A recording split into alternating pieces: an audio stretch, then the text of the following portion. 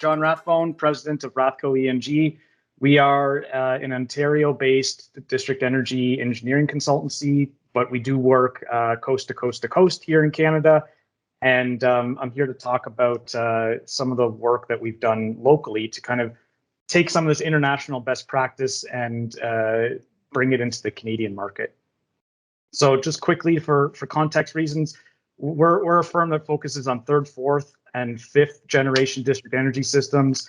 And we also focus on the sources of energy, and we have specialized in all of the low and zero carbon sources, mainly wastewater energy, industrial waste heat, which is what we're going to be talking about, geothermal and biomass, but we also complement these types of primary disciplines with some complementary ones like energy from waste and biogas and various forms of solar.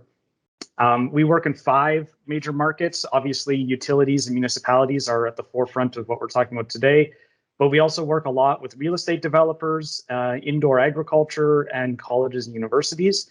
And I think the previous speaker was talking about constraints of capital. This is one of the reasons why I would say real estate developers is one of our largest markets, just because our municipalities are funded very differently here in Canada. Another thing that's important to know is that we do the entire life cycle of a project, from early pre-feasibility all the way through to detailed design and site supervision, operation, maintenance.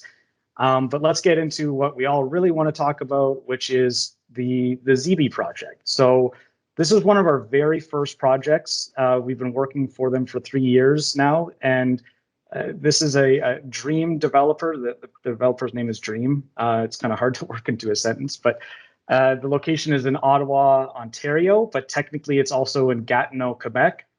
And they created their own district energy utility company called ZCU, or the Zibi Community Utility. And ZCU is a partnership between Zibi, the development, and Hydro Ottawa. And this created a very advantageous relationship so that they can leverage the opportunities that the private sector provides, but also gain access to public sector opportunities through Hydro Ottawa. So the Zibi system is a very unique system. It's let's start with the whole project. It's split by the Ottawa River with the I'll put on my little laser pointer here. The Ontario portion is this island plus this tiny little island here, and then this parcel of land over here is the Quebec portion.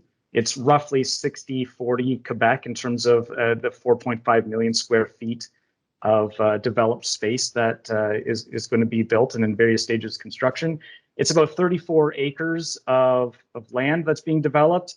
So far, 6 kilometers of pipe has been designed, installed, commissioned across. It's going to be a total of 6 phases of infrastructure development, but that's been broken up into many micro phases, let's call it, but we will get into that in a future slide. And the primary sources of energy, at least from a heat perspective, is industrial waste heat. So there is a paper processing factory here called Kruger, and they make things like toilet paper and paper towels and napkins and other types of paper products. And their industrial process has a lot of waste heat. And up until the Zibi project, that heat was just dumped into the Ottawa River as part of their effluent. So like as their wastewater is being processed to generate their products, that hot water is just, once it's used up for their manufacturing process, it's just dumped into the river. Similar to the way we use hot showers. You know, we heat up our water in our houses, we take a nice hot shower, we get the direct benefit of that heat when we're showering, but then the vast majority of that then goes down the drain and is essentially wasted.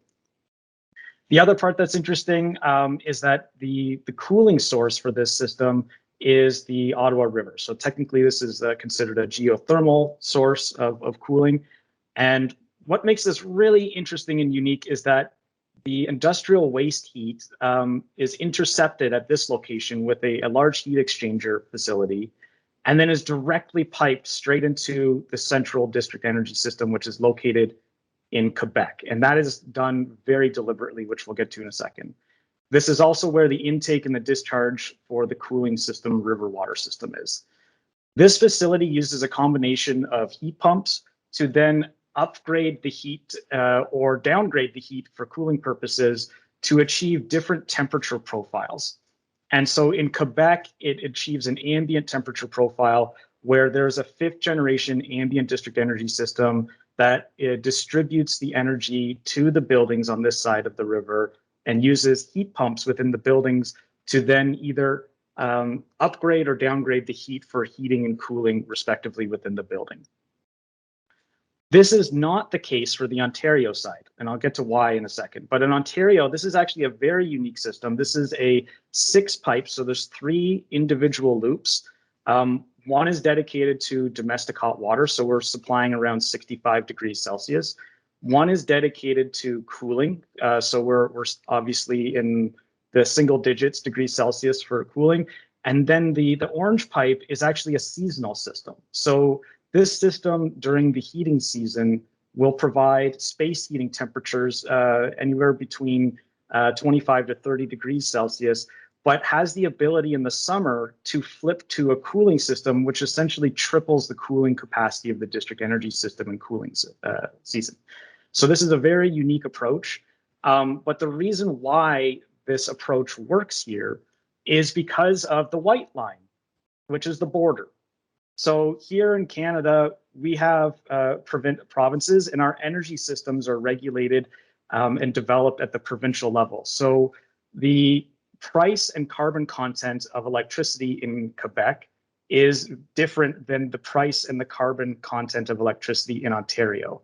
So by utilizing heat pumps on the Quebec side of this development, the electricity being consumed is essentially has 0 carbon associated with it. And this is why you can go with an ambient temperature distributed heat pump model on this side, but you have to supply a 4th generation district energy system to the Ontario side, because if you were to put heat pumps on this side, then you would be using Ontario electricity, which now has a carbon content associated with it, which would then prevent the end goal of this being a net 0 carbon outcome. So it's a very unique situation, but you can see that first principle thinking was used to develop this concept. And again, it's a really, really great case study to utilize industrial waste heat. So this energy source was essentially being just dumped, and now it is being used to decarbonize over 4.5 million square feet of mixed-use development. So it's a really interesting project.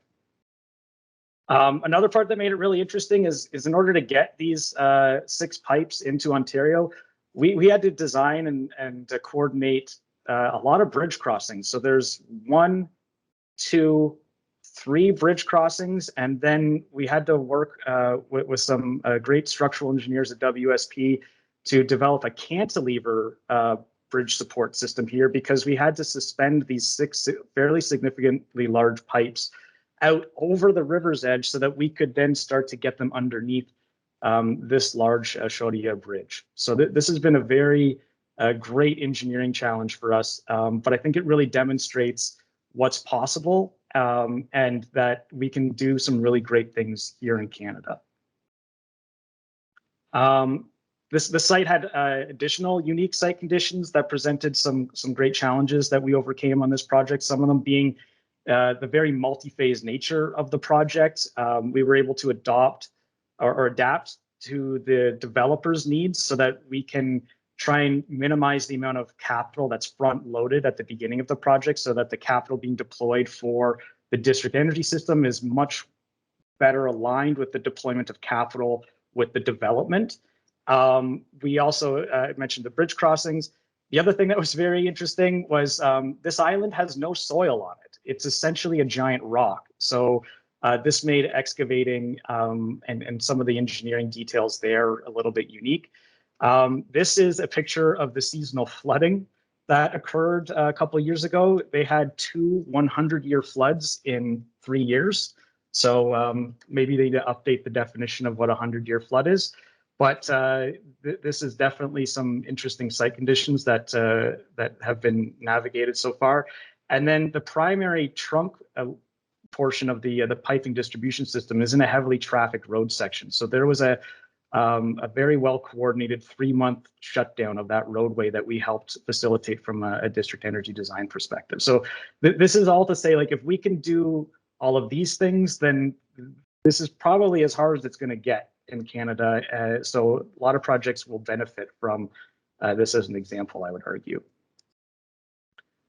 So we did a lot of things for Zibi, and we're continuously expanding our scope, I would say, as they learn more and more of what we're capable of. But we do full tender and construction drawing packages that are coordinated with the other civil buried infrastructure services.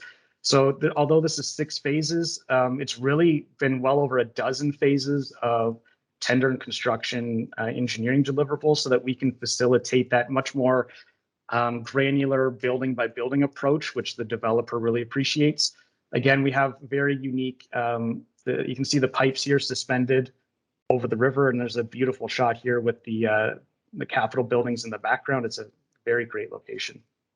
And then you can imagine there's a lot of building penetrations that we've had to coordinate with structural engineers and waterproofing engineers to make this all happen. We also provide very detailed bill of materials and European procurement services. So this pipe shown in these pictures here is actually a special type of pipe that's meant just for district energy. It's called EN253. It's a European designed and certified type of product, specifically meant for a long life cycle. So when this type of pipe is designed and installed and maintained properly, you can achieve life cycles of well beyond 50 years. And so that's been a really big plus to provide this type of capability here in Canada. Unfortunately, the market is not large enough yet to justify local manufacturing of this type of pipe. So all of this pipe is actually imported from Europe. So we helped Zibi facilitate that procurement process. We're now transitioning into operation and maintenance advisory services to ensure that they are looking after their investments so that they get the value out of it over the long term, as well as advanced hydraulic modeling so that we can optimize and try and minimize the sizes of those pipes. So as you can imagine, infrastructure is not cheap. So if we can help reduce the scale of that infrastructure, then that translates into direct capital cost savings for our clients, which enables a much more sustainable business model to kind of align with the sustainable carbon outcomes that they're trying to achieve. So that's our Zibi project, and I'm happy to address any questions that come up as a result. Thank you.